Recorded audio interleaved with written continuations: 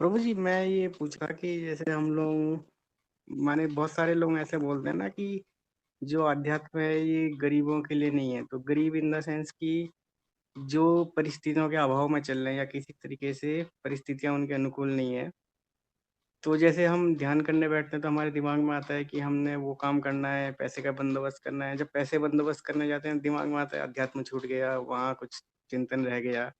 तो एक बीच में बड़ी खिचड़ी जैसी हमारी पक जाती है। तो इससे मतलब कैसे हम इसको मैनेज कर सकते हैं?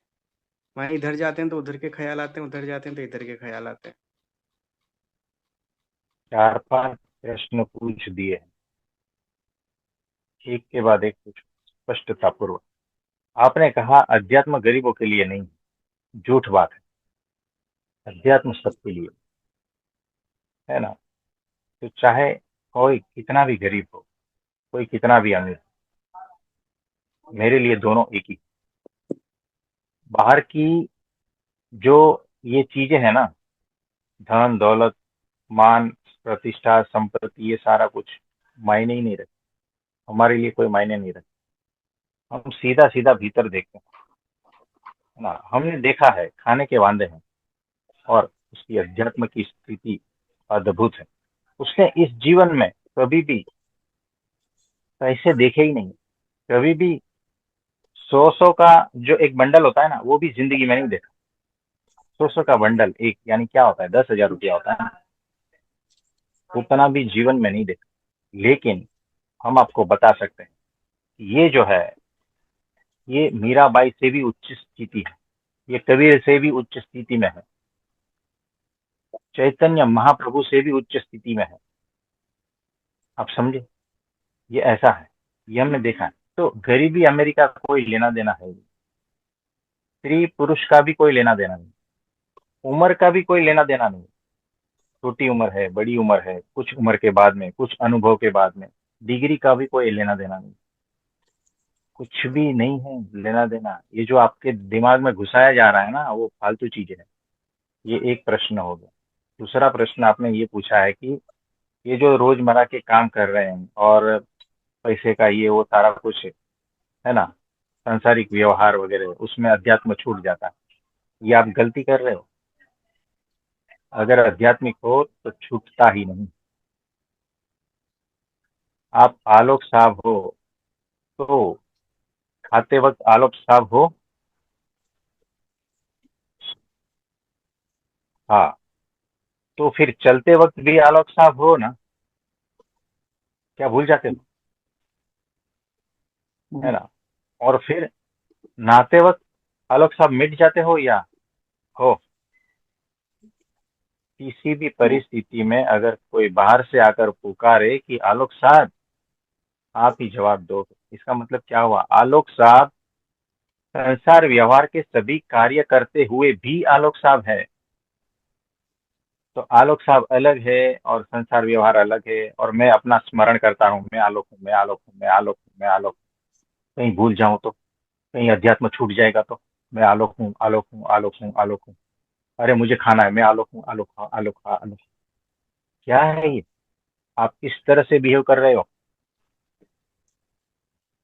यानी आपने अध्यात्म को अलग समझा है ना, और संसार व्यवहार को अलग समझा है। हमारे लिए एक ही, कोई अलग है ही नहीं,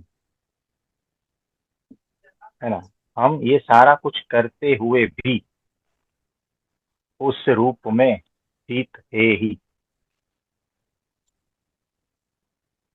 आपसे इस वक्त बात करते हुए भी हम उस रूप में स्थित है ही। एक क्षण मात्र के लिए भी अलग नहीं है। एक क्षण मात्र के लिए भी उसकी विस्मृति नहीं हो रही है।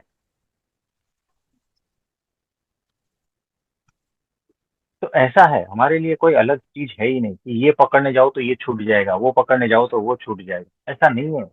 सर्कस का खेल ही नहीं है ना। आपने देखा होगा वो जो है, यहाँ से झूला झूल रहे हैं और फिर वो यहाँ से छोड़ देते हैं और फिर सामने वाले झूले पे चिपक जाते हैं बंदर की तरह। ऐसा अध्यात्म नहीं है। अध्यात्म बात बहुत ऊंची है। जिस स्थिति में मैं हूं, उस उस स्थिति में जब मैं हूं, तो मैं जो भी कुछ कर रहा हूं वो सारा का सारा अध्यात्म है।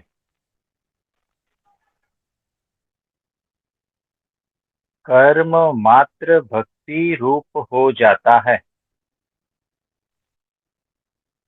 यानी उस स्थिति में मैं अगर खाना भी पका रहा हूं तो वो खाना मेरा भक्ति रूप हो जाता है। अगर मैं कपड़ा भी धो रहा हूं तो वो कपड़ा धोना की क्रिया जो है वो मेरी भक्ति बन जाती है। अगर मैं पैसा कमा रहा हूं तो वो कमाने की जो क्रियाएं हैं सारी, जिसमें सारा मन बुद्धि अहंकार सब कुछ लगा हुआ है, वो सारा का सारा कर्म मात्र अध्यात्म बन जाता है, भक्ति रूप बन जाता है, साधना रूप बन जाता है। यहाँ भिन्न कुछ है ही नहीं। तो अगर मैं कुछ कार्य कर रहा हूँ, जैसे अभी आपसे बात कर रहा हूँ, तो मेरे गुरु जी मेरे भीतर ही है, इन आंखों से देख रहे हैं और यहाँ से बात कर, और वो यहाँ ही खड़े हैं और हमारा वार्तालाप देख रहे हैं। ये अनुभूति सतत रहती है। इसीलिए जो भी मैं कर रहा हूँ वो सहज रूप से हो रहा है, और वही सहजता को ही अध्यात्म कहते हैं।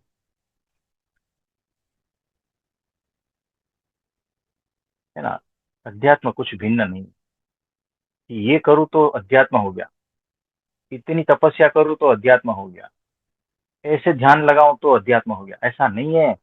मैं जब खाना पका रहा हूँ, पूर्ण रूप से मेरे गुरुजी सामने खड़े हैं और उन्हीं के लिए मैं खाना पका रहा हूँ, तो सारा का सारा फोकस, सारी इंद्रियां वहां पर ही होती है। यही मेरा ध्यान है,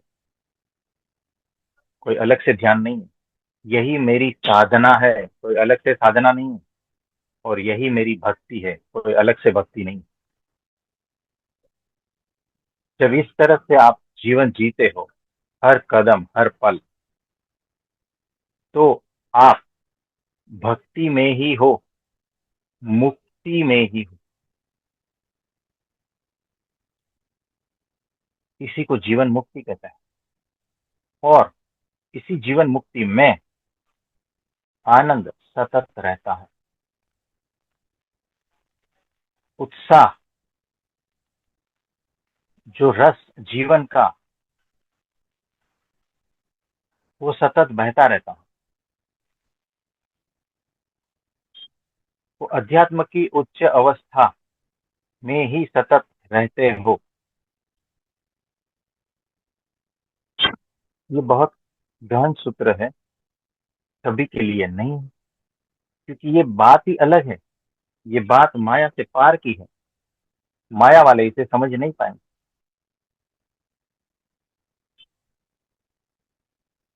तो ऐसा है। और कुछ इसमें पूछना चाहते हो?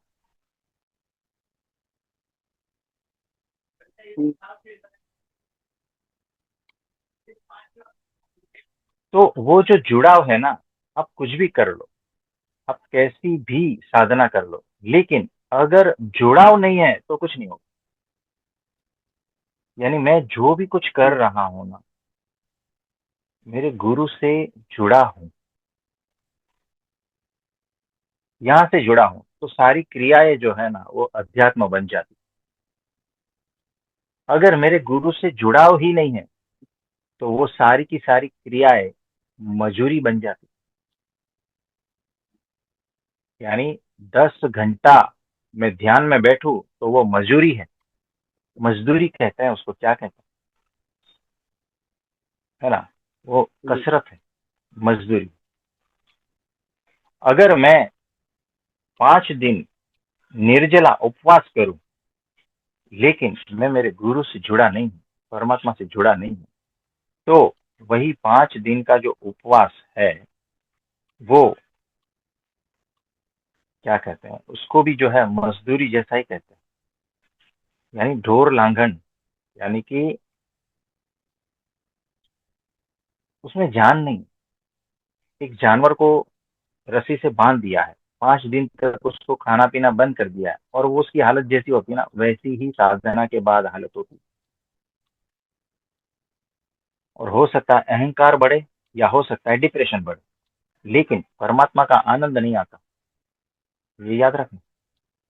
परमात्मा का आनंद तब ही आता है जब भीतर से गुरु से और परमात्मा से जुड़ाव होता है। उसके बगैर नहीं आएगा। उसके बगैर अपने मन से कुछ भी कर लो, सब शून्य है। सबका फल शून्य है।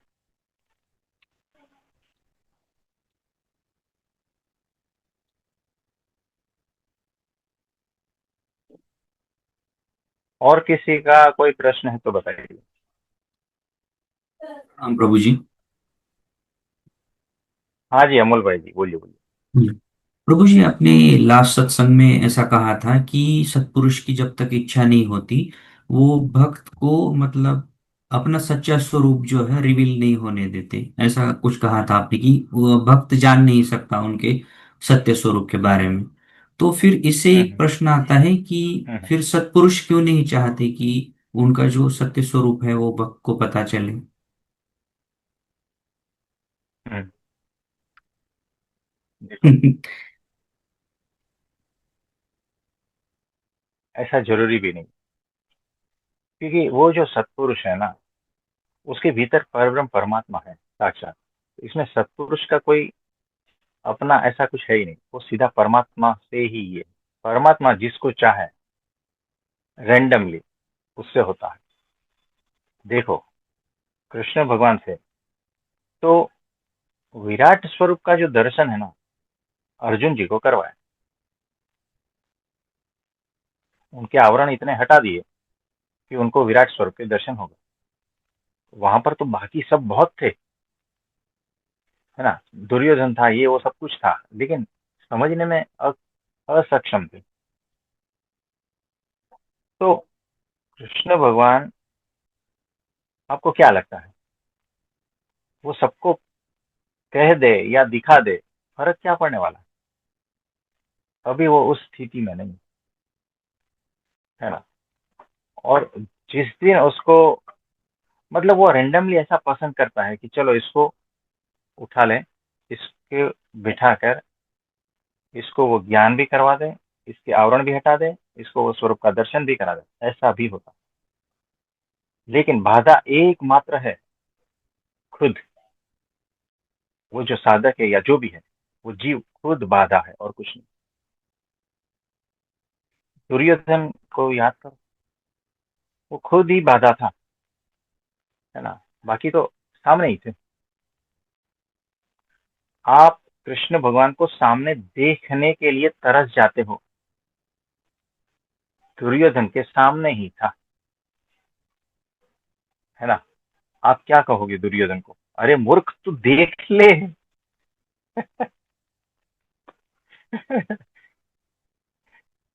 ऐसा ही होता है। तो ये अद्भुत बात है। वो रेंडमली जिसको चाहे उसको करा देता है, कोई बात नहीं।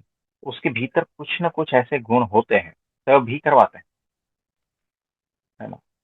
कुछ ना कुछ तो ऐसे जो है उस फ्रीक्वेंसी में आ ही गया होगा, तब जाके जो है ना वो स्वरूप का दर्शन करवा देते कुछ इसका मतलब ये है कि जो पात्र नहीं है उसको तो ये नहीं होगा, ये हम बात समझते हैं। मगर ऐसा भी हो सकता है कोई पात्र है फिर भी उसको नहीं हुआ, मतलब उनके सच्चे स्वरूप का दर्शन, ऐसा भी हो सकता है। हैं।